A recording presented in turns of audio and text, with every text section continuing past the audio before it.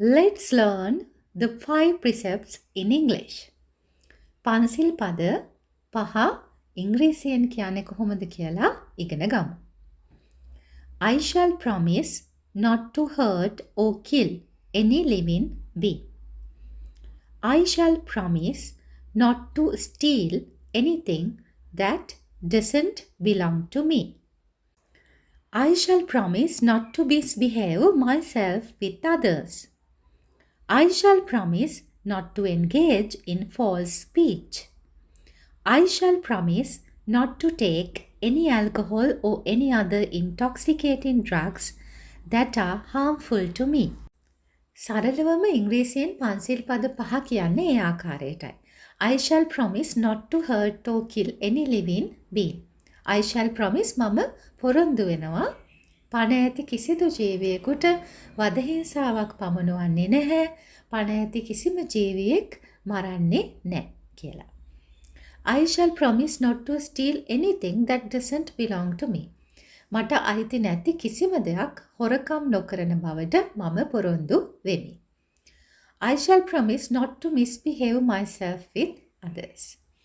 කාමයේ වරදවා නොහැසිරෙන බවට මම පොරොන්දු වෙමි.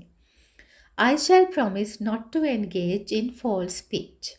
මුසාබස් බොරු නොකියන බවට මම පොරොන්දු වෙමි. I shall promise not to take any alcohol or any other intoxicating drugs that are harmful to me. මට විනාශකාරී වන මට අහිතකර ලෙස බලපාන සුරාව මද්ද්‍රව්‍ය කිසිම දෙයක් නොගනිමි ලෙස මම පොරොන්දු වෙමි. අපි පන්සිල් පද පහ සමාදන් වෙලා අවසානයේදී කියනවා මේ පන්සිල් පද පහ මම දිවි හිමියෙන් රකිමි කියලා. කොහොමද ඒක ඉංග්‍රීසි භාෂාවෙන් කියන්නේ? I undertake to observe the 5 precepts sincerely throughout my life. I undertake to observe the 5 precepts sincerely throughout my life. බොහෝ වෙලාවට අපි බෞද්ධයන් විදිහට පන්සිල් පද පහ සමාදන් වෙන්නේ පාලි භාෂාවෙන්.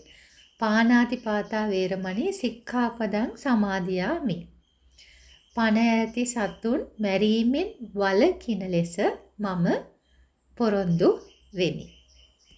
ඉතින් වළකිනවා කියන අර්ථයෙන් අපිට ඒ විදිහටම අපිට පන්සිල් පද පහ කියන්නත් පුළුවන් තවත් ආකාරයකට.